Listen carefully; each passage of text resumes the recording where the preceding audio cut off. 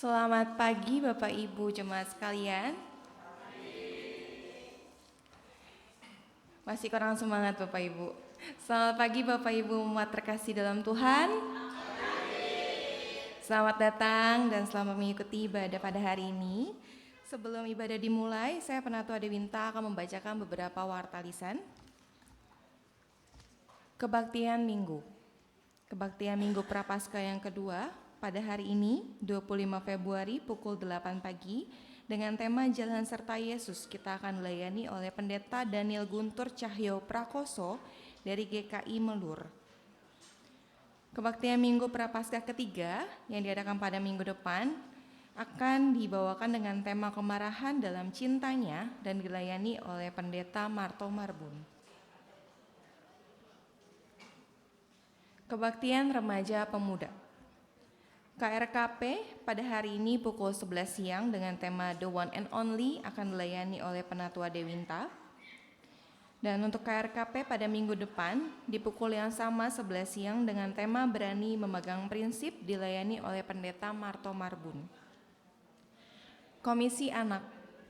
Komisi Anak ibadah sekolah minggu pada tanggal 25 Februari yaitu hari ini diadakan pada pukul 10 pagi dengan tema Tuhan Mengampuni. Persekutuan doa pagi. Doa pagi diadakan pada setiap hari Sabtu pukul 6 pagi sampai dengan selesai yang diadakan secara online atau melalui via Zoom. Persekutuan keluarga. Persekutuan keluarga diadakan pada hari Jumat tanggal 1 Maret pukul 7 malam dengan tema Kasih Allah yang Abadi dilayani oleh Bapak Agustinus S. Ramboki yang bertempat di Gedung Petak Asem, di Gedung Lama, dan keluarga penyambut dilayani oleh Penatua Efraim Bani dan Ibu Dwi Purwanti. Kebaktian dalam rangka Paskah. Kebaktian Kamis Putih pada tanggal 28 Maret 2024 dengan tema Mengukir Cinta dalam Kenangan. Kebaktian Jumat Agung dan Sakramen Perjamuan Kudus diadakan pada hari Jumat 29 Maret 2024 dengan tema Kedaulatan Allah dalam Salib. Dan kebaktian Intergenerasi Paskah pada hari Minggu 31 Maret 2024 dengan tema Bangkit untuk Menata Kehidupan. Komisi Anak. Bagi jemaat yang memiliki kerinduan untuk melayani sebagai guru sekolah minggu, Bapak, Ibu, dan jemaat sekalian dapat menghubungi majelis jemaat. Terima kasih. Penutupan rekening gereja. Rekening bank BCA dengan nomor rekening 710003472 atas nama Go Cusin dan Agustinus Peneramboki akan ditutup pada tanggal 1 Maret 2024. Bagi jemaat yang akan memberikan persembahan dan lainnya bisa di rekening gereja yang baru yaitu di 0690590778. Rekening Bank BCA atas nama GKI Sunda Kelapa. Pertukaran pelayanan penatua pada hari ini. Utusan penatua GKI Sunda Kelapa ke GKI Samanhudi yaitu Penatua Dewi Kristianti dan Penatua Efraim Bani.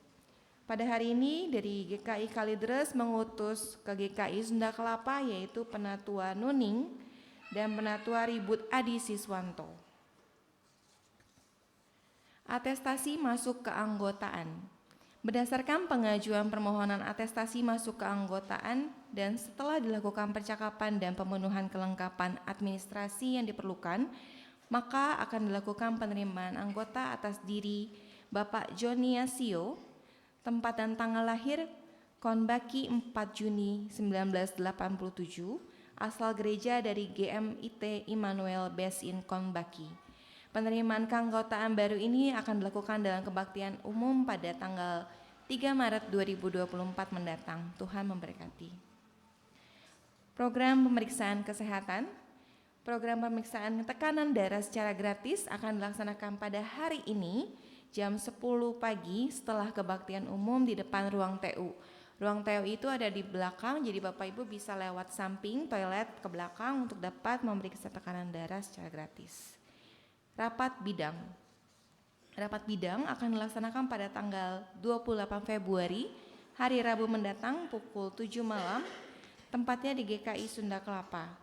Diharapkan kehadirannya bagi seluruh pengurus yang terlibat. Himbauan, diharapkan agar umat datang ke gereja 15 menit sebelum ibadah dimulai, dan pada saat ibadah dimulai diharapkan umat untuk dapat mematikan handphone atau menggunakan mode senyap serta tidak membuka media sosial agar menunjang tertibnya ibadah. Demikianlah warta lisan pada hari ini. Mari kita bawa dalam doa kita untuk setiap kegiatan di gereja kita. Tuhan Yesus memberkati.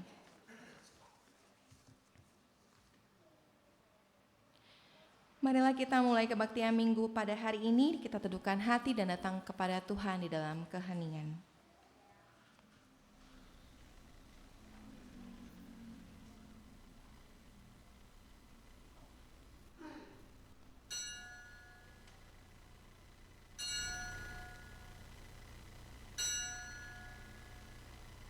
Marilah kita memasuki minggu Prapaskah kedua dengan menyalakan sebuah lilin, suluh yang menuntun langkah kita untuk menghayati setiap pergumulan sebagai murid Kristus.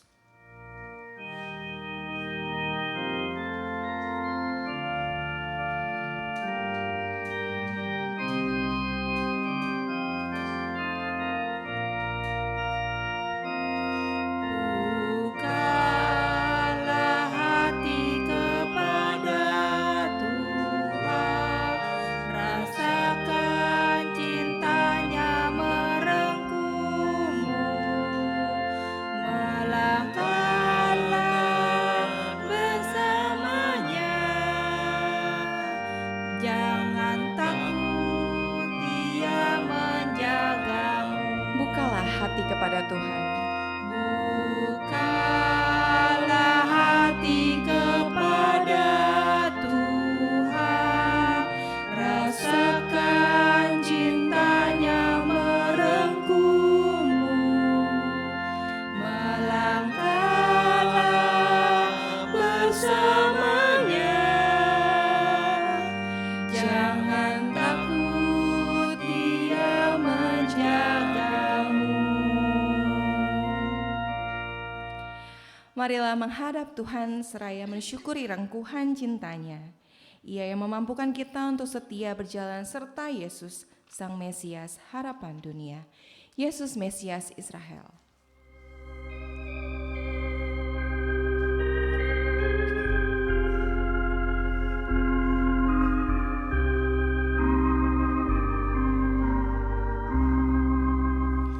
Yesus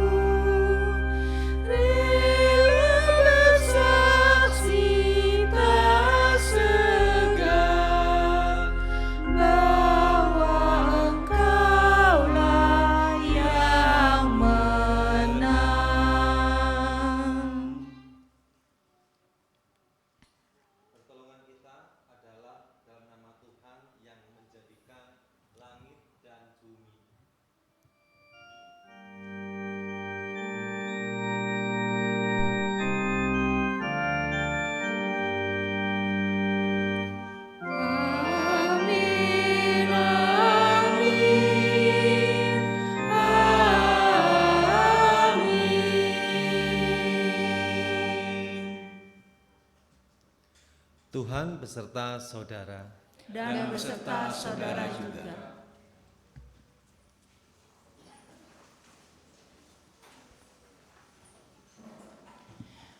Umat terkasih, apa harapan kita ketika kita menjadi pengikut Yesus?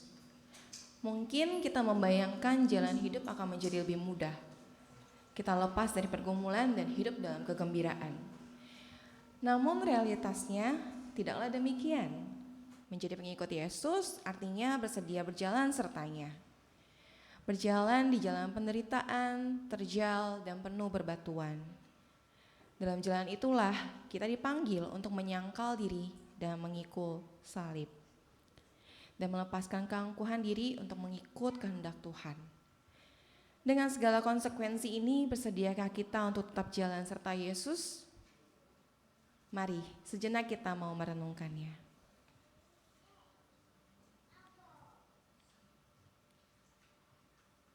Mari kita berdoa.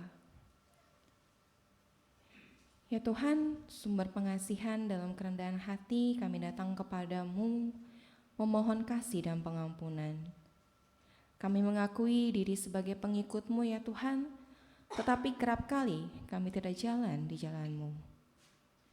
Engkau memanggil kami untuk menyangkal diri, tetapi kerap kali kami dikuasai oleh hasrat semu dan gagal menghidupi kehendak-Mu. Engkau memanggil kami untuk memikul salib, tetapi kerap kali kami menampik hidup dalam kebenaran dan tidak mau berkorban bagi saudara dan teman kami. Engkau juga memanggil kami untuk mengikut-Mu, tetapi kerap kali kami mengabaikan panggilan-Mu dan menolak hidup di jalan pertobatan. Dengan merendahkan diri kami memohon, kasihanilah kami ya Allah, dan mampukanlah kami untuk hidup sebagai pengikut Kristus dan menyatakan kasih-Mu yang besar bagi dunia. Dalam Kristus kami berdoa. Amin. Mari Bapak Ibu jemaat sekalian kita menyanyikan nyanyian penyesalan kita dari KJ 157, Insan Tangisi Dosamu.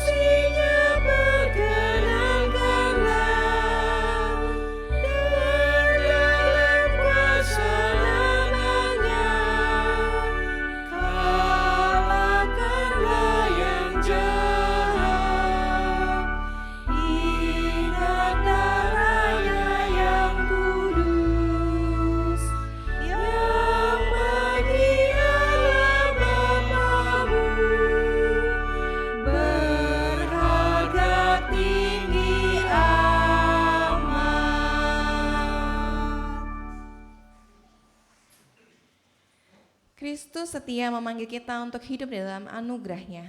Terimalah berita pengampunan menurut 1 Tesalonika 5 ayat yang ke-9 sampai ke-10. Karena Allah tidak menetapkan kita untuk ditimpa murka, tetapi untuk beroleh keselamatan melalui Tuhan kita Yesus Kristus yang sudah mati untuk kita, supaya entah kita berjaga-jaga, entah kita tidur, kita hidup bersama-sama dengan Dia. Demikianlah berita anugerah pada hari ini, dalam Kristus engkau telah diampuni. Di dalam Kristus engkau pun telah diampuni. Damai Kristus beserta saudara. Damai Kristus bagimu. Mari kita menyanyikan salam damai.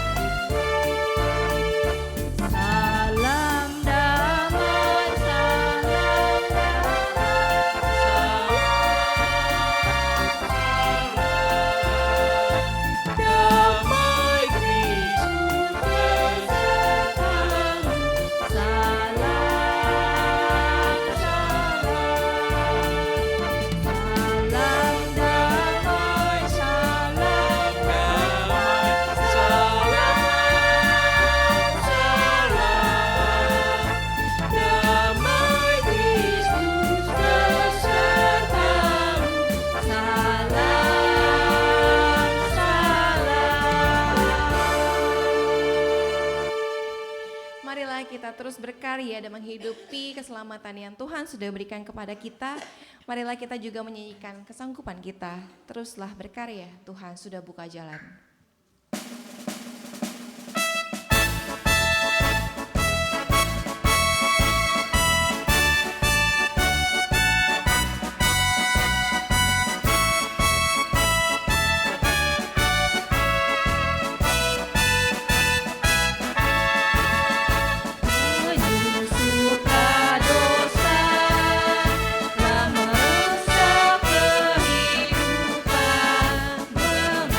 Bye.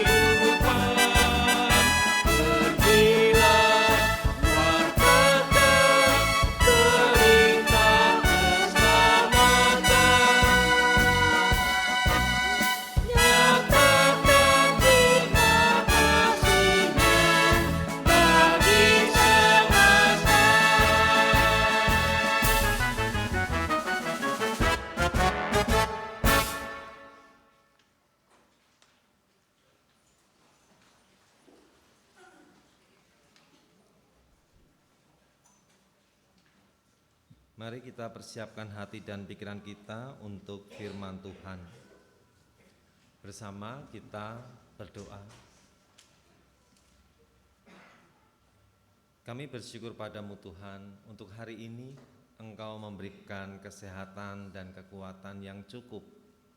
Kami dapat memenuhi panggilan-Mu, datang ke tempat ini, bersekutu bersama-sama dengan saudara kami yang lain. Kami juga bersyukur pada saat ini kami dapat secara bersama-sama membaca firman Tuhan, mendengarkan firman Tuhan. Kiranya kami juga dapat merenungkan firman-Mu itu. Kami mohon bimbingan Roh Kudus, supaya kami mengerti dan memahaminya, dan supaya kami dapat melakukan apa yang Engkau kehendaki di setiap sisi kehidupan kami. Di dalam nama Tuhan Yesus Kristus kami berdoa. Amin.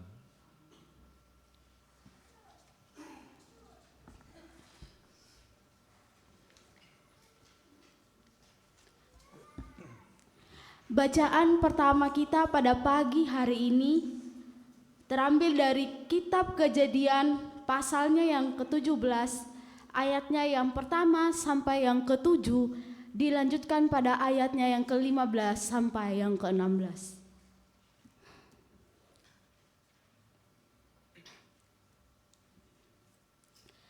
Beginilah bunyi firman Tuhan. Ketika Abram berumur 99 tahun, Tuhan menampakkan diri kepada Abram dan berfirman kepadanya, "Akulah Allah yang Maha Kuasa, hiduplah di hadapanku dengan tidak bercelah. Aku akan mengadakan perjanjian antara aku dan engkau, dan aku akan membuat engkau sangat banyak." Lalu sujudlah Abram dan Allah berfirman kepadanya, "Dari pihakku inilah perjanjianku dengan engkau. Engkau akan menjadi bapa sejumlah besar bangsa. Namamu bukan lagi Abram, melainkan Abraham, karena engkau telah kutetapkan menjadi bapa sejumlah besar bangsa.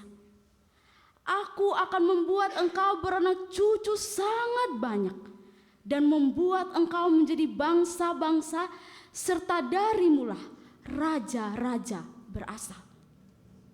Aku akan menetapkan perjanjian antara aku dan engkau, serta keturunanmu turun-temurun, menjadi perjanjian yang kekal, supaya aku menjadi Allahmu dan Allah keturunanmu." Dilanjutkan pada ayat yang ke-15. Allah kemudian berfirman kepada Abraham, "Tentang Sarai, istrimu, janganlah lagi engkau menyebut dia Sarai. Sekarang namanya Sarah. Aku akan memberkati dia, dan dari dia juga aku akan memberikan kepadamu seorang anak laki-laki. Aku akan memberkatinya sehingga ia menjadi ibu bangsa-bangsa. Para raja bangsa-bangsa berasal dari dia." Demikianlah sabda Tuhan.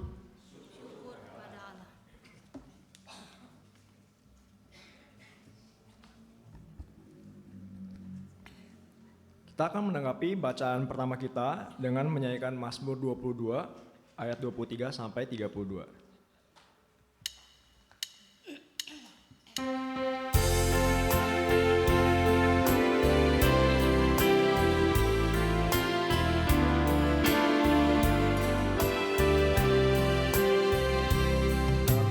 Tuhanlah yang punya kerajaan, yang memerintah bangsa-bangsa. Karena Tuhanlah yang punya kerajaan, yang memerintah bangsa-bangsa. Tuhanlah yang punya kerajaan, yang memerintah bangsa-bangsa. Karena Tuhanlah yang punya kerajaan, yang memerintah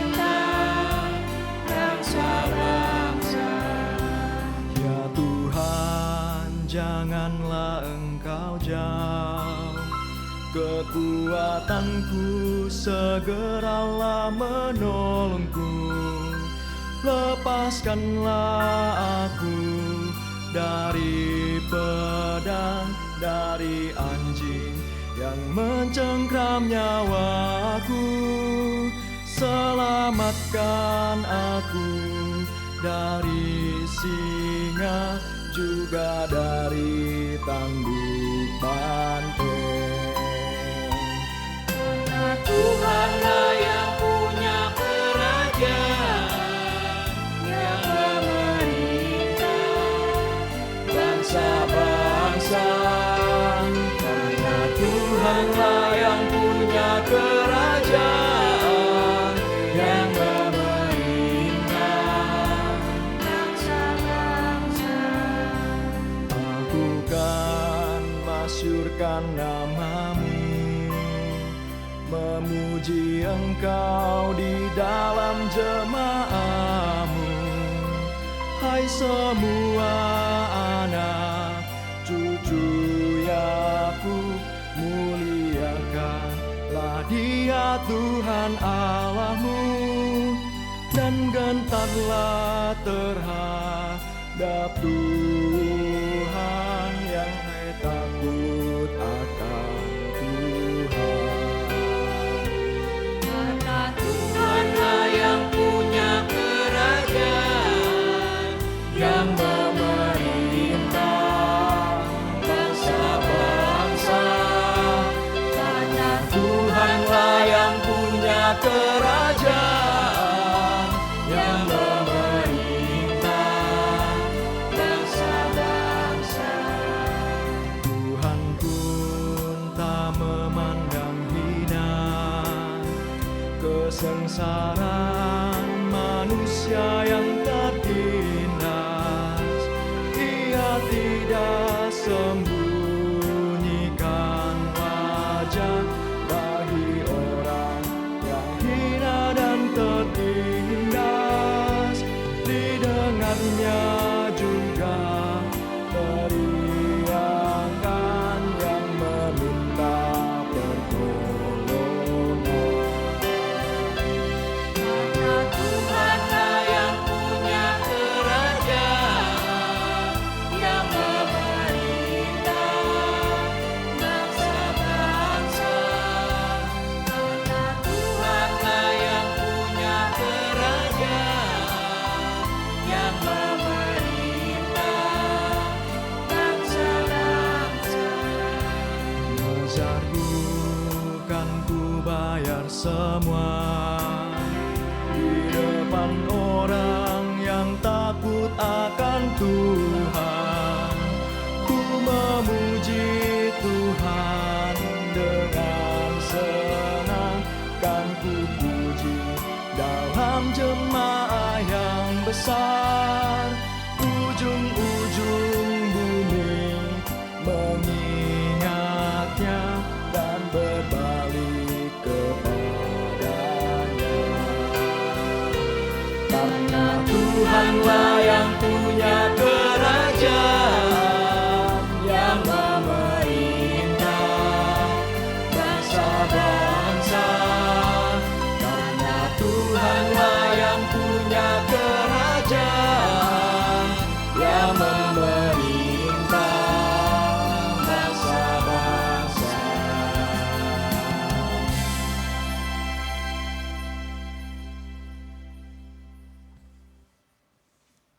Kita akan lanjutkan dengan bacaan kedua kita dari Roma 4 ayat 13 sampai 25.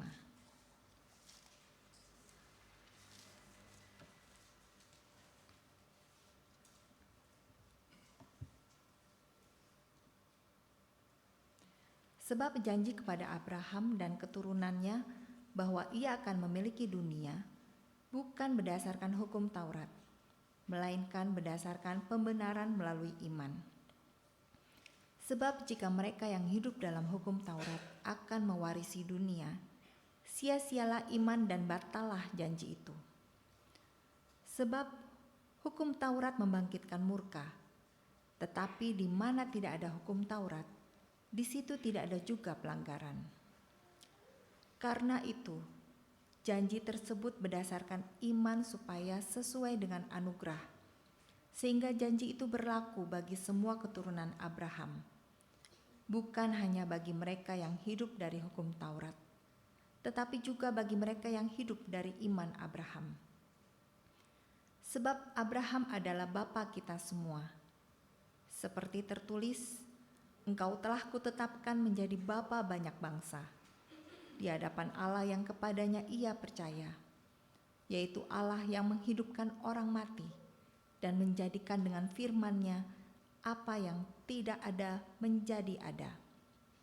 Sebab sekalipun tidak ada dasar untuk berharap, Abraham berharap juga dan percaya bahwa ia akan menjadi bapa banyak bangsa menurut yang telah difirmankan.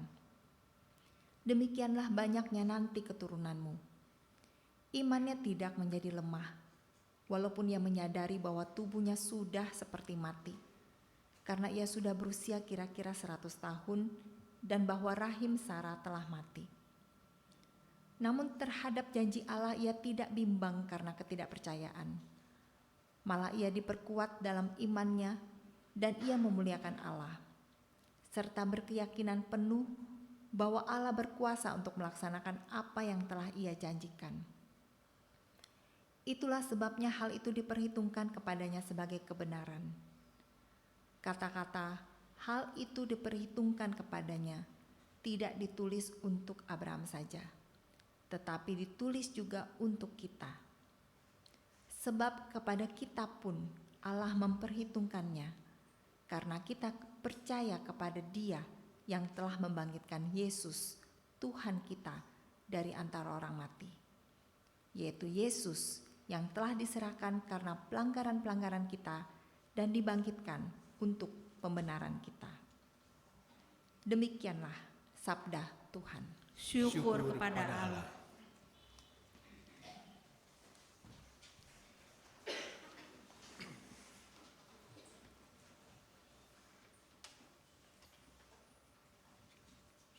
Injil Tuhan kita Yesus Kristus menurut Markus pasal 8 ayat 31 sampai 38.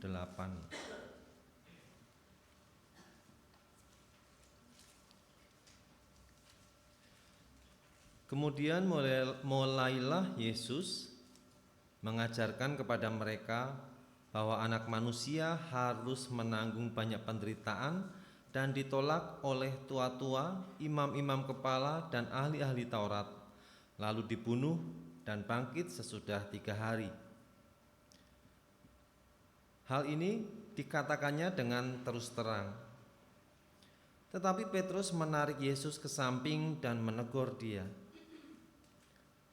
Maka berpalinglah Yesus dan sambil memandang murid-muridnya, ia memarahi Petrus, katanya, "Enyahlah iblis, sebab engkau bukan memikirkan apa yang dipikirkan Allah, melainkan apa yang dipikirkan manusia."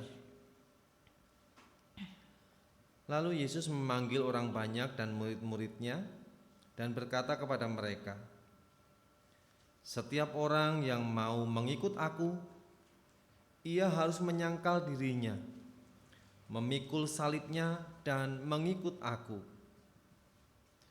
Karena siapa yang mau menyelamatkan nyawanya, ia akan kehilangan nyawanya. Tetapi barang siapa kehilangan nyawanya karena aku dan karena Injil, ia akan menyelamatkan nyawanya. Apa gunanya seorang memperoleh seluruh dunia, tetapi ia kehilangan nyawanya?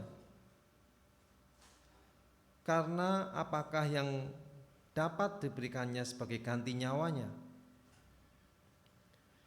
Sebab barang siapa malu karena aku dan karena perkataanku di tengah-tengah angkatan yang tidak setia dan berdosa ini, Anak Manusia pun akan malu karena orang itu apabila ia datang kelak dalam kemuliaan Bapanya, diiringi malaikat-malaikat kudus. Demikianlah Injil Tuhan kita Yesus Kristus. Berbahagialah mereka yang mendengarkan firman Allah dan yang memeliharanya.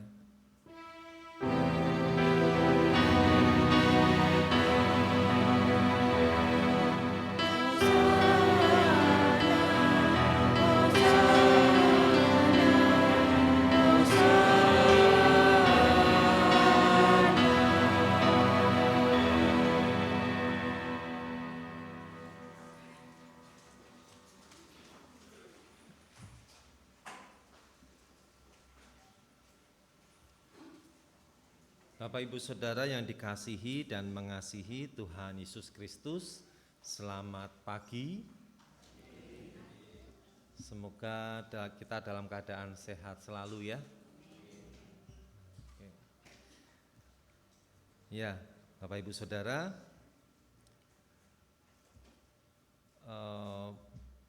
Bapak Ibu Saudara pernah mendengar kata Mesias? Mesias itu kira-kira apa ya? Pokoknya yang itu deh, Mesias. Mau ngomong susah ya, pokoknya yang itu. Nah, ternyata orang-orang Yahudi juga punya pemahaman tentang Mesias. Nggak tahu ini sama dengan yang kita bayangkan tadi atau tidak. Nanti dicek masing-masing ya, secara pribadi. Yang dipahami oleh orang-orang Yahudi tentang Mesias itu adalah sosok yang kuat, sosok yang hebat. Mungkin dia seseorang yang mempunyai kekuasaan, mempunyai kesaktian, mempunyai kehebatan-kehebatan, mempunyai banyak pengikut, pasukan. Pokoknya hebatlah. Dan Mesias ini adalah seseorang yang akan membebaskan bangsa Israel dari musuh-musuhnya, yang akan membela bangsa Israel dari setiap musuh yang akan datang. Itu bayangan atau pemahaman orang-orang Yahudi. Nah, ketika Yesus mengatakan sebaliknya di hadapan murid-muridnya, nah di sini murid-muridnya sudah tahu Yesus itu adalah Mesias. Yesus itu adalah Mesias yang diharapkan. Jadi mereka menempatkan pengharapan mereka dengan konsep yang tadi kepada diri Yesus. Lalu Yesus katakan bahwa anak manusia atau Mesias itu harus menanggung banyak penderitaan, ditolak oleh tua-tua, oleh imam-imam kepala dan ahli-ahli Taurat, lalu dibunuh, mati. Mendengar perkataan ini, murid-murid syok, kaget. Loh, kok bisa ini? Mesias kan orang kuat, kok bisa menderita dan mati? Murid-murid tidak setuju dengan apa yang dikatakan oleh Yesus. Muncullah Petrus. Nah, ini Petrus kan diantara para murid yang lain dia memang pemberani begitu ya. Petrus menarik Yesus dan menegur Yesus.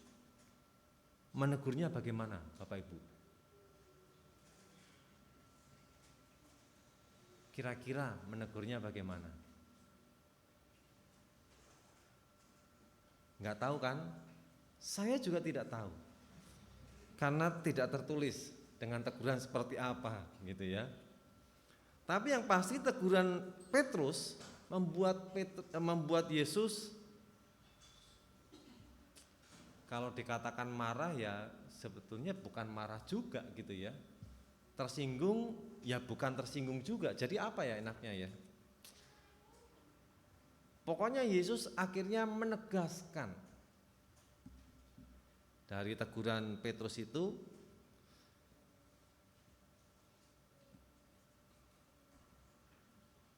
Lalu Yesus katakan, enyahlah iblis.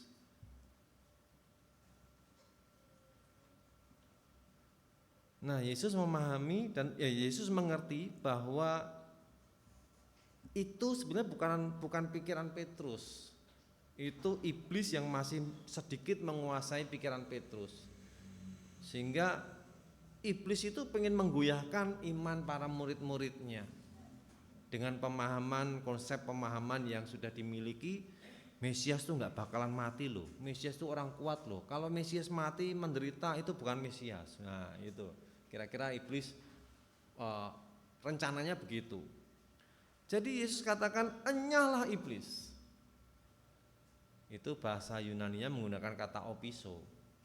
Opiso itu artinya sebenarnya bukan enyahlah pergi enyah itu apa ya? Pergi minggat begitu loh. Pergi kau, minggat kau gitu ya. Bukan enyah seperti itu. Tapi opiso itu mengatakan pergilah ke belakangku. Maksudnya gini, makna perginya itu pergi dan ikuti aku gitu loh. Gimana ngomongnya gimana?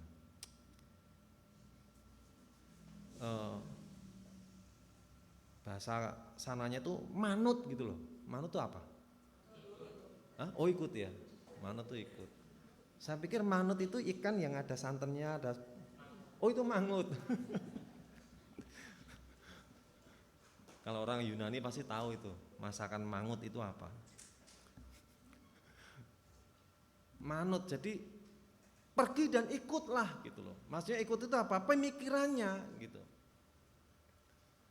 Jangan menyimpang pikiran itu, tapi ikut apa yang dipikirkan, ikut konsepnya Yesus tentang Mesias itu.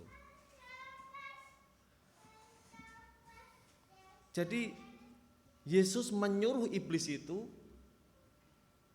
untuk mengikuti pikiran Yesus. Kira-kira iblis mau enggak? Ketika disuruh iblis ikut pikiran Yesus, kira-kira iblis mau enggak? Kalau iblis mau, berarti saat itu juga dia bertobat dan tidak jadi iblis. Tentunya ya iblis tidak mau. Nah pada kesempatan itulah Yesus kembali mengingatkan, kembali mengajarkan kepada murid-muridnya dan juga kepada orang banyak yang ada di situ tentang opiso, tentang pergi mengikut Yesus, pergi mengikut Tuhan, tentang bagaimana mengikut Kristus. Setiap orang yang mau mengikut aku,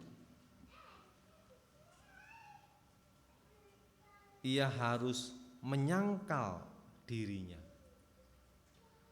memikul salibnya, dan mengikut aku. Itu mah sudah hafal kita ya, sudah tahu.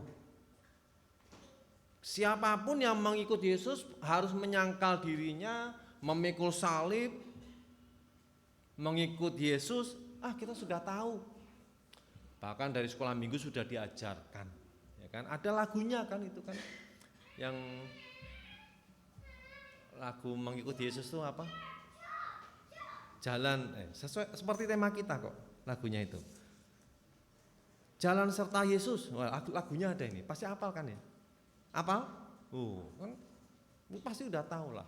Jalan serta Yesus, jalan sertanya setiap hari. Nah, itu kalau sekolah minggu rame ya, ada gerakan-gerakannya gitu loh. Kita boleh nggak pakai gerakan itu? Kursinya pinggirin dulu atau gimana? Itu gerakannya gimana sih? Baris? Apa? Bikin lingkaran ya? Kita bikin lingkaran yuk. Repot banget mikirin. Ini ngajakin repot memang. Tapi pernah melihat ya, atau pernah melakukan pasti ya. Nah ketika nyanyi itu dengan gerakan, gitarnya itu semangat banget. Terus yang kotak dipukulin itu ya, itu semangat banget. Kita yang nyanyi, mereka yang nyanyi sambil kelilingan tuh semangat banget. Seperti Bapak Ibu waktu melakukan itu. Nah, kira-kira kalau lagu itu diulang 10 kali, apa yang terjadi? Pengalaman Bapak Ibu bagaimana? Gerakannya itu gimana sih? Kan kita kalau nggak salah ya, diajak menghadap satu arah gitu ya. Terus nyanyi, jalan serta Yesus.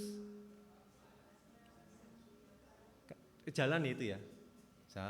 Jalan serta Yesus, jalan sertanya muter terus, berarti muter terus ya.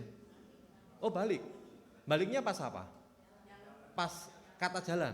Nah, kalau itu diulang 10 kali lagunya, pengalamannya bagaimana? Kok bisa tabrak-tabrakan, kan udah instruksinya jalannya pertama misalkan ke kanan, pokoknya setiap kata jalan berbalik kan gitu kan. Berbalik arah kan gitu kan. Nggak usah nunggu putaran balik itu, U-turn nggak usah ditunggu, pokoknya balik aja. Belum nyampe 10 kali saya rasa, betul ya. Kalau kita praktekkan di sini dengan ngumpulin kursi di tengah tadi, wah kursinya bingung. Wah ini gimana sih nyanyinya? Instruksinya kan jelas, pokoknya setiap ada kata jalan berbalik arah. Mau kamu lagi posisi madep mana, pokoknya balik arah gitu loh. Tapi yang ada ternyata berantakan. Nah lagu ini memang lagu main-main, bukan main-main ya, nggak enak. Lagu ceria ya, lagu biasanya dipakai untuk ice breaking begitu ya, perkenalan apa, untuk membangun suasana. Kalau retreat nih biasanya ya, perjalanan jauh ke puncak macet-macetan 5-6 jam misalkan, sampai sana kan lemes. Dan kalau lemes apa? Wah nyanyi jalan serta Yesus, tabrak-tabrakan, ketawa, semangat lagi. Ya sebatas itu aja kayaknya. Pernah nggak memahami kenapa kita bisa tabrak-tabrakan?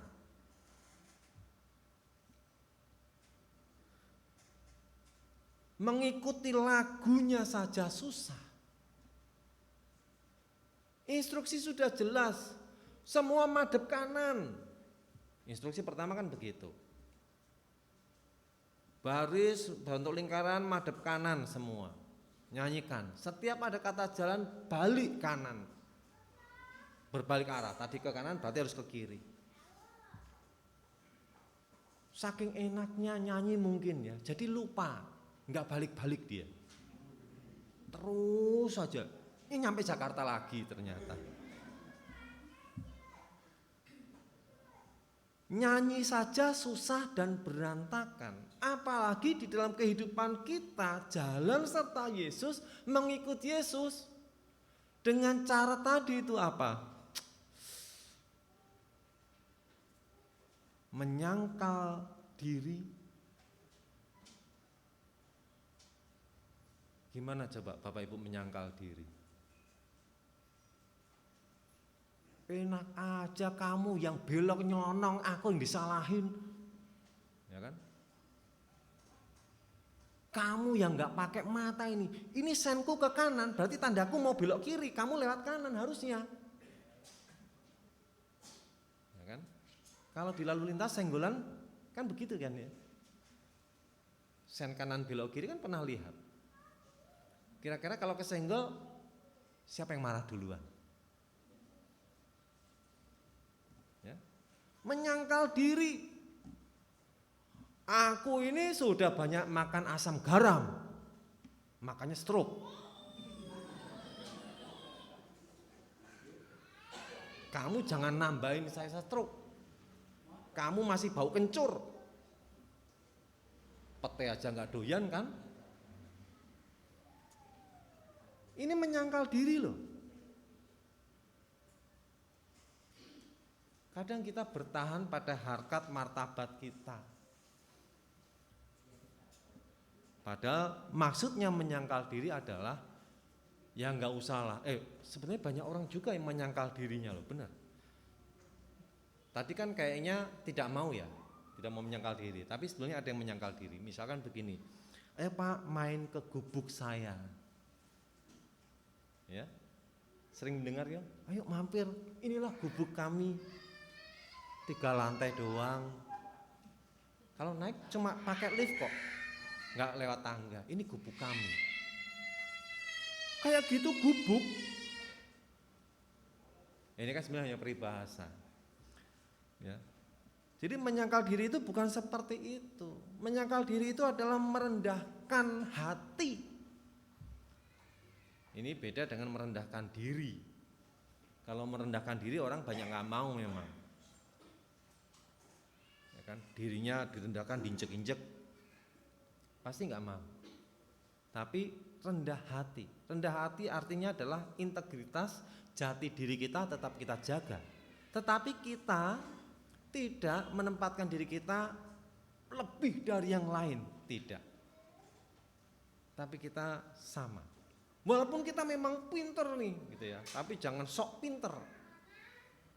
Tapi kita justru menggunakan kepintaran kita untuk membantu yang lain. Kita kaya, ya tapi jangan sok kaya.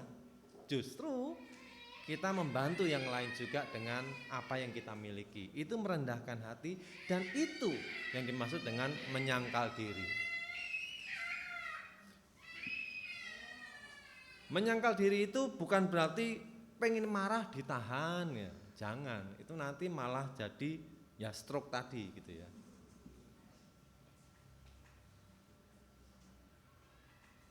Pengen nangis ditahan, jangan. Nanti matanya bengkak sendiri, gitu kan. Bukan itu menyangkal diri. Tetapi menyangkal diri itu rendah hatilah. Kalau marah, ya seperlunya lah marah gitu ya. Siapa sih yang gak pernah marah? Tapi ingat, jangan sampai lupa diri ketika marah. Baru menyangkal diri aja susah loh. Jujur enggak? Susah. Saya juga susah. Melakukan pempraktekan itu susah memang. Kalau di jalan raya itu ada motong begitu, langsung saya buka jendela, ayo pelotot-pelototan. Ya lagi emosi gitu ya. Padahal habis itu mikir, duh, jangan-jangan itu jemaat Sunda Kelapa nih. Aduh gawat ini, minggu mau khotbah. Aduh, Bapak kemarin melototin saya ya. Ya itu kadang yang terjadi gitu ya. Susah untuk menyangkal diri. Nah itu tabrak-tabrakan tadi. Instruksinya menyangkal diri tapi masih ada yang bablas terus, ada yang balik, ada yang kemana gitu. Nah itu. Memikul salib, ini juga nih. Memikul salib ini kiasan memang. Tapi banyak orang nggak mau loh memikul salib.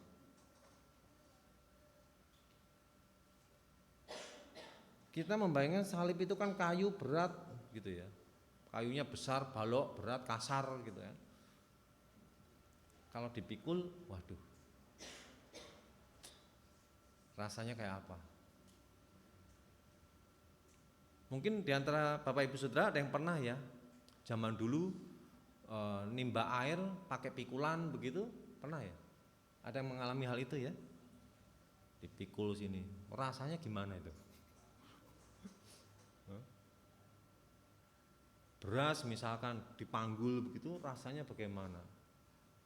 Pernah kan? Pasti berat, enggak enak. Memikul salib juga demikian. Bukan berarti nanti kita kemana-mana bawa salib gitu. Saya sudah bawa salib Pak. Memang nggak saya pikul Pak, saya kalungkan saja. Besar Pak salibnya, lebih besar dari ini loh Pak. Saya kalungkan, kemana-mana saya bawa itu salib. Di anting saya ada, ya kan? Kalau Bapak mau lihat lagi tato Pak salib sini. Saya bawa kemana-mana salib itu. Ya bukan itu juga Bapak Ibu Saudara. Memikul salib itu berarti konsekuensi dari mengikuti Yesus. Itu yang harus kita tanggung. Apa konsekuensi mengikuti Yesus? Banyak dong. Menyangkal diri tadi kan konsekuensi. menahan diri dan segala macamnya, lelah. Ketika pelayanan capek ya, latihan nyanyi ini tadi, kantoria pasti kan dari kemarin mungkin sudah disiapkan, dari rumah sudah disiapkan. Pulang kerja capek, aduh suruh latihan, aduh rasanya gimana ya, pengennya tidur gitu kan. Belum nanti persiapan Paskah, latihan drama segala macam, aduh dekor apalagi sampai malam-malam, capek. Mending ngedrakor daripada ngedekor. Ya tapi inilah konsekuensi memikul Yesus. Belum nanti kalau di masyarakat itu lebih berat lagi, orang Kristen ya. Nah, kan? Di dunia kerja juga sama. Kamu sebenarnya dapat dipromosikan naik jabatan, tapi ini wah, Kristennya ini yang agak ganjel nih. Boleh nggak dihapus gitu loh? Kristennya dihapus, diganti sedikit yang lain supaya kamu naik jabatan dulu. Tantangan-tantangan seperti ini kan ada. Yang berjualan juga sama. Cincailah gitu kan. Salam damai lah kan begitu. Salam damai nggak hanya di gereja loh, di sana-sana juga ada salam damai ya Pak, kan gitu kan. Ini memikul salib. Nah, pasti tabrak-tabrakan kayak tadi. Susah loh memikul salib. Dan mengikut Yesus. Nah, ini juga nggak gampang ternyata mengikut Yesus. Petrus yang selama itu mengikut Yesus ternyata pikirannya beda. Kita juga seperti itu. Berapa tahun kita mendengar firman Tuhan? Berapa tahun kita belajar tentang firman Tuhan? Berapa kali kita berdoa dan setiap akhir doa kita selalu kita katakan, biarlah kehendak-Mu yang jadi.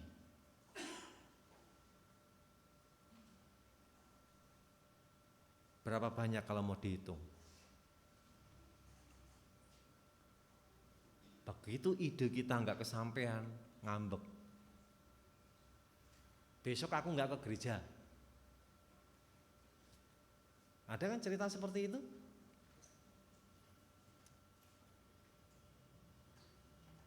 Aduh kan yang aku minta begini kok begitu ya adanya. Nggak bisa. Kehendakmu, kehendak Tuhan atau kehendakku? Sulit juga ternyata ya. Walaupun tadi berapa ribu kali, berjuta-juta kali mungkin kita lakukan, tapi ternyata sulit juga untuk mengikuti kehendak Tuhan. Apa yang menjadi kehendak Tuhan, berapa banyak yang kita lakukan? Kita harus introspeksi, berapa banyak. Kadang kita jalan menurut pemikiran kita, sakit nggak sembuh-sembuh. Ke dokter berapa kali, berdoa setiap hari, nggak sembuh juga. Di sana ada yang hebat loh, cuma dioles-oles saja sembuh, pakai minyak, nggak tahu minyak bimoli, minyak goreng apalah gitu, nggak tahu, pokoknya minyak lah gitu, sembuh. Nanti pulang dibawain air suci katanya, minum air suci itu sembuh semua penyakit. Ya, jangan cuma air putih. Di gereja saya air anggur. Kadang kita minta gitu kan, Pak minta air anggur supaya yang di rumah yang sakit sembuh. Supaya nanti saya simpen, saya taruh di atas pintu, nanti malapetaka akan lari. Kadang ada pemikiran-pemikiran seperti itu. Kita cari alternatif seperti apa yang kita pikirkan, bukan seperti apa yang Allah pikirkan, Tuhan kehendaki. Ternyata sulit Bapak Ibu Saudara, jujur harus kita akui sulit. Karena itu sulit, ya sudah, skip saja. Ya, kalau kita lagi ulangan, kerjakan yang mudah dulu ya, yang sulit skip dulu. Nanti kalau ada waktu kita ulangi, kalau ada waktu. Kalau begitu lagi nulis nggak taunya belnya selesai gitu kan, bel tanda selesai itu ya yang terskip ya sudah gitu kan, kita pasrahkan saja. Seperti jalan serta Yesus atau mengikuti Yesus, karena sulit kita skip dulu aja ya, nggak usah dipikirin jadi ya, setuju ya? Kita nggak usah pikirin, kita skip dulu, lewatin aja dulu. Jadi ngapain saya tadi ngomong banyak? Ternyata ujung-ujungnya skip aja gitu. Betul ya, kita lewatin dulu aja ya, setuju ya? Nah, jadi nggak usah mengikuti Yesus, nggak usah dulu, karena susah. Setuju? Alkitab sudah saya tutup loh. Deal nggak nih? Enggak, ini kan susah. Jadinya gimana? Sudah saya tutup semua loh. Yakin? Mau skip apa enggak? Skip ya? Enggak mau juga di skip, susah loh, enggak mau. Yakin enggak mau? Bener? Bener ya? Mengikut Yesus itu susah, kita lewatin aja. Setuju? Saya udah tutup semua. Terakhir, Bapak Ibu setuju enggak kita lewatin aja, karena mengikut Yesus itu susah, jadi kita tidak perlu mengikut Yesus. Deal?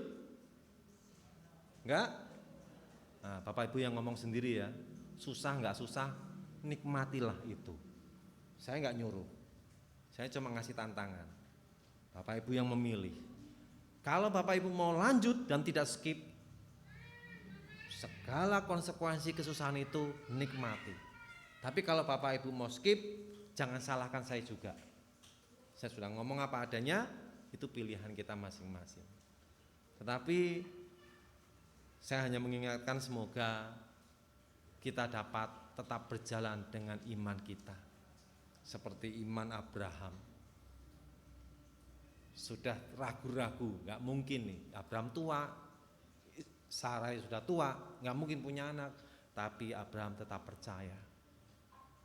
Dan walaupun kita tidak sama seperti Abraham, setidaknya kita mencoba untuk mengikuti seperti Abraham. Tetap mengikuti Yesus sampai kapanpun. Amin.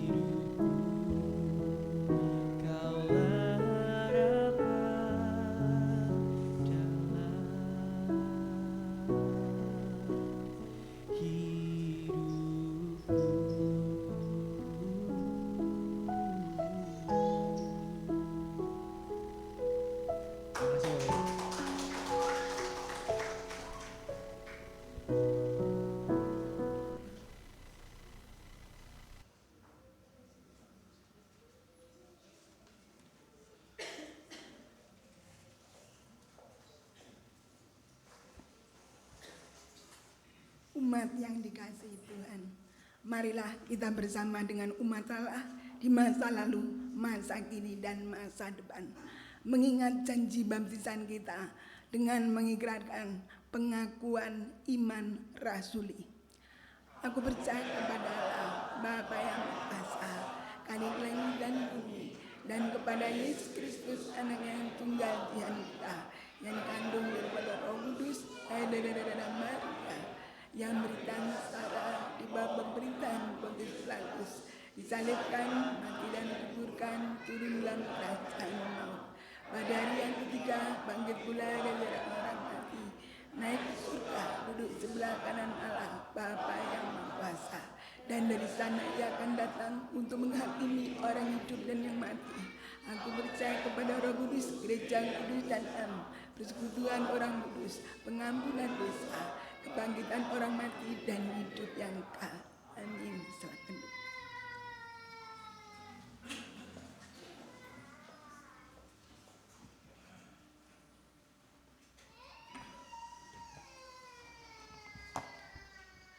Warta keanggotaan Minggu 25 Februari 2024.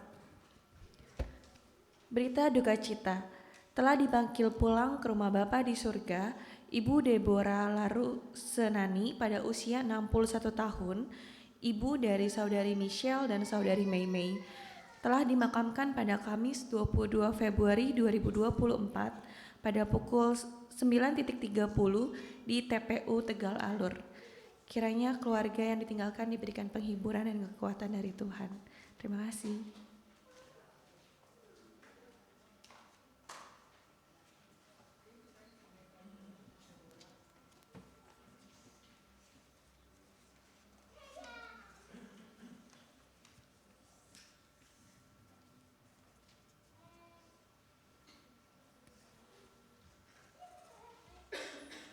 Kita menaikkan pokok-pokok doa syafaat.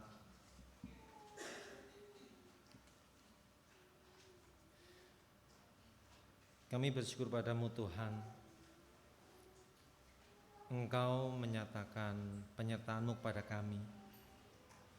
Kami dapat melihatnya, kami dapat merasakannya. Di sepanjang kehidupan kami yang tidak mudah kami lalui ini, kiranya kami tetap dapat beriman untuk mengikut Kristus. Dan sekalipun kami menyadari tidak mudah untuk mengikut Kristus, tetapi kiranya kami dengan iman kami tetap mencoba berjuang untuk kami dapat terus mengikut-Mu. Dan kiranya ketika kami berjalan mengikut Engkau Tuhan, kami tidak hanya melihat pada diri kami sendiri, tetapi kami juga melihat saudara-saudara kami yang lain, supaya kami pun bisa mengajak mereka untuk tetap mengikut Kristus. Bahkan kami dapat bergandengan tangan bersama dengan saudara-saudara kami itu untuk tetap mengikut Kristus. Kami tahu mereka juga punya pergumulan, dan pergumulan-pergumulan yang mereka hadapi dapat menghambat mereka ketika mereka akan mengikut Engkau, bahkan dapat mematahkan semangat mereka ketika mereka akan mengikut Engkau. Kiranya kami sebagai teman dan sahabat dapat merangkul mereka, menguatkan dan mengingatkan kepada mereka supaya mereka tidak patah semangat. Mereka yang sedang bergumul dalam persoalan di tengah keluarga mereka, bergumul di dalam pekerjaan-pekerjaan mereka, bergumul dalam belajar mereka, bahkan juga ada saudara-saudara kami yang bergumul dengan sakit penyakitnya. Kami berdoa untuk mereka Tuhan, untuk yang sakit dan dalam pemulihan. Kami teringat untuk Bapak Markus Ranboki, Penatua Katrina Lombu, Saudari Novita, dan mungkin juga ada teman-teman kami yang lain, saudara-saudara kami yang lain yang tidak tersebutkan satu persatu. Kami juga bersyukur Tuhan, penyertaan-Mu sungguh nyata. Berkat dan anugerah-Mu senantiasa Engkau limpahkan kepada kami yang mau mengikut Engkau. Kami juga turut berbahagia saat ini, turut bersyukur bersama dengan teman saudara kami yang dalam waktu dekat ini mereka merayakan kasih penyertaan Tuhan dalam simbol ulang tahun mereka. Kami berdoa untuk saudara Christian Febrianto, Ibu Dewi Purwanti, Saudara Malvin Christian, dan mungkin juga ada saudara-saudara kami yang lain yang belum tersebutkan satu persatu. Kami juga berdoa Tuhan, ketika kami memberikan diri kami dalam pelayanan-pelayanan kami, walaupun itu sulit, tetapi inilah cara kami, wujud kami untuk mengikut Engkau. Kami turut berdoa untuk panitia yang mempersiapkan kegiatan-kegiatan di dalam masa raya Paskah. Kiranya Tuhan sertai mereka, berikan kesehatan dan kekuatan untuk mereka, supaya kami semua jemaat-Mu di sini dan banyak orang dapat mendengar, merasakan, menghayati arti kehadiran-Mu itu, arti pengorbanan-Mu, dan kami memahami keselamatan yang telah Kau nyatakan melalui berbagai kegiatan di dalam masa raya Paskah itu.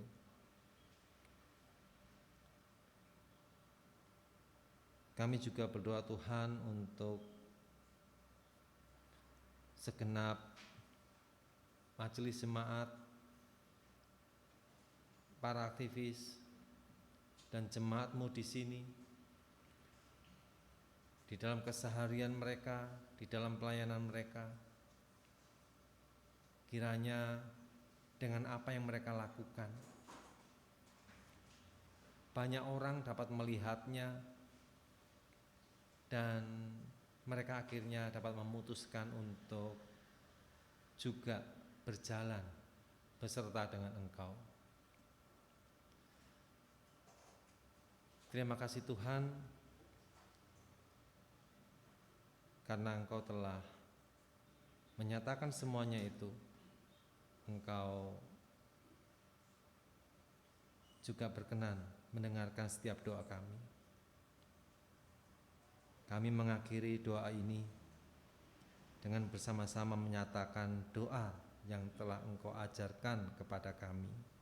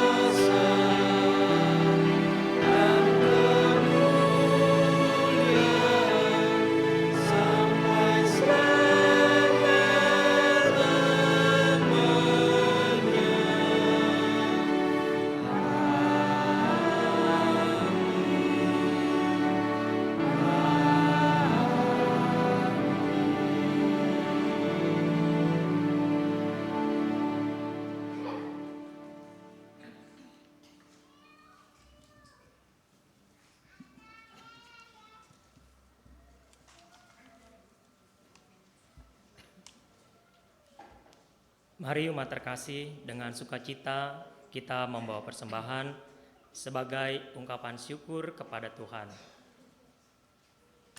Roma pasal 12 ayat pertama mengingatkan kepada kita. Karena itu saudara-saudara, oleh kemurahan Allah, aku menasihatkan kamu supaya kamu mempersembahkan tubuhmu sebagai persembahan yang hidup, yang kudus, dan yang berkenan kepada Allah. Itulah ibadahmu yang sejati. Mari kita angkat pujian terambil dari Kidung Jemaat 363 bait 1, 2, dan 4. Bagi Yesus kuserahkan. Bagi Yesus kuserahkan hidupku seluruhnya, hati dan perbuatanku pun waktuku miliknya. Bagi Yesus semuanya pun waktuku miliknya. Bagi Yesus semuanya pun waktuku miliknya.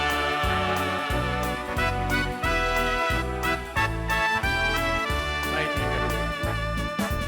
Tanganku kerja baginya, kakiku mengikutnya, mataku memandang Yesus, yang kupuji Dialah. Bagi Yesus semuanya, yang kupuji Dialah. Bagi Yesus semuanya, yang kupuji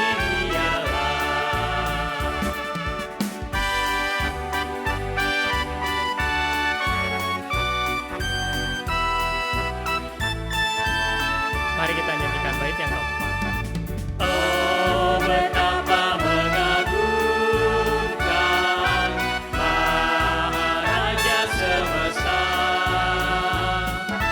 mau memanggilku sahabat, aku dilindunginya.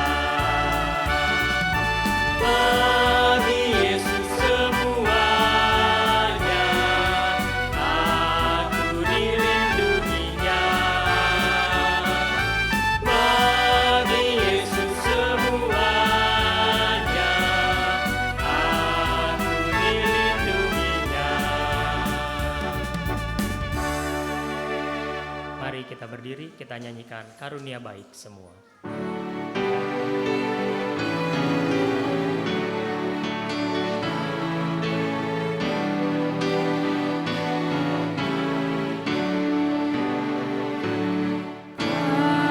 semua dan senang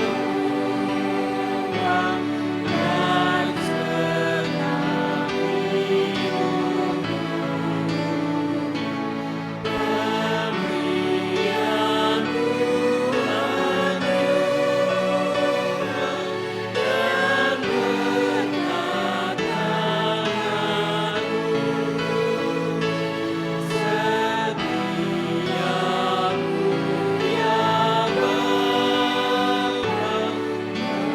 yang bangga menyertai langkahku, tak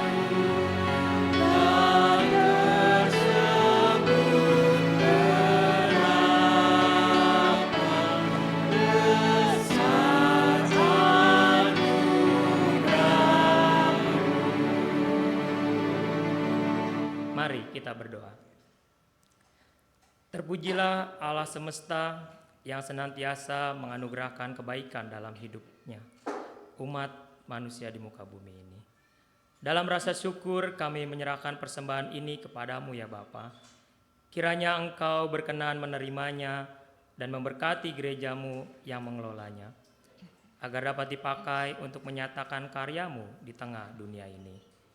Gerakanlah kami untuk mempersembahkan hidup kami sebagai bentuk komitmen berjalan bersama Yesus.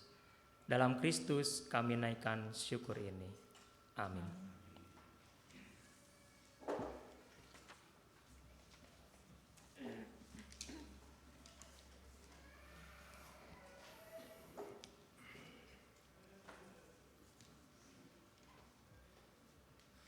Tuhan memanggil kita untuk berjalan bersamanya. Tak jarang jalannya mendaki, tetapi percayalah Ia terus menyertai, sehingga kita dimampukan menjadi pengikut Kristus yang sejati.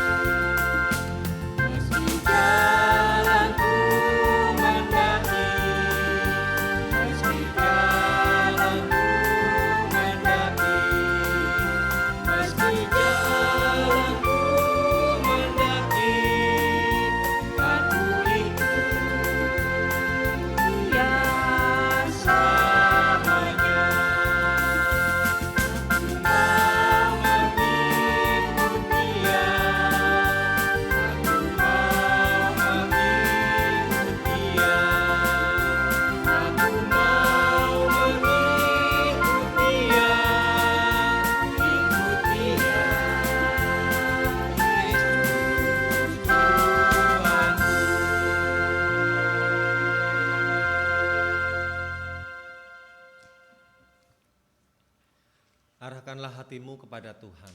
Kami mengarahkan hati kami kepada Tuhan. Jadilah saksi Kristus. Syukur kepada Allah.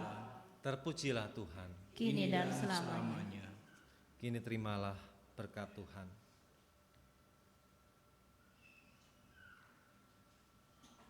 Berkat dari Allah Bapa, Anak dan Roh Kudus mengiringmu dan mengokohkan tekadmu untuk setia berjalan beserta Yesus dari sekarang sampai selama-lamanya.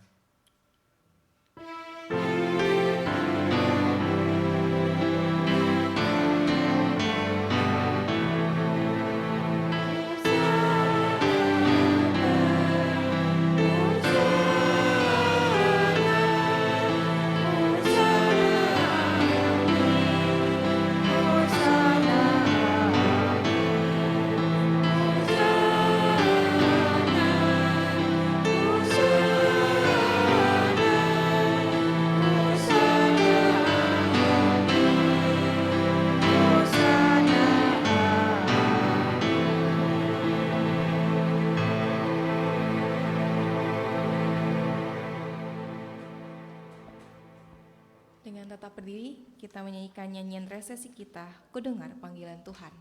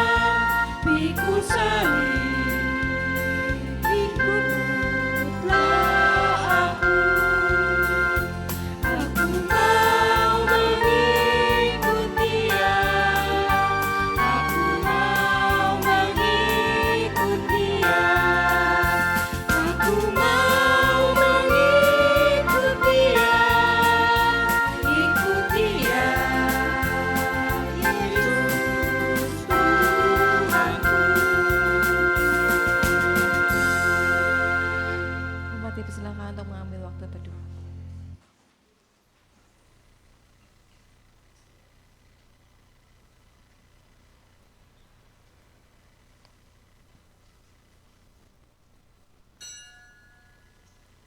Amin. Umat sekalian, ibadah hari ini sudah selesai. Bapak, Ibu, saudara-saudari sekalian diundang kembali untuk mengikuti ibadah di minggu depan. Tuhan Yesus memberkati.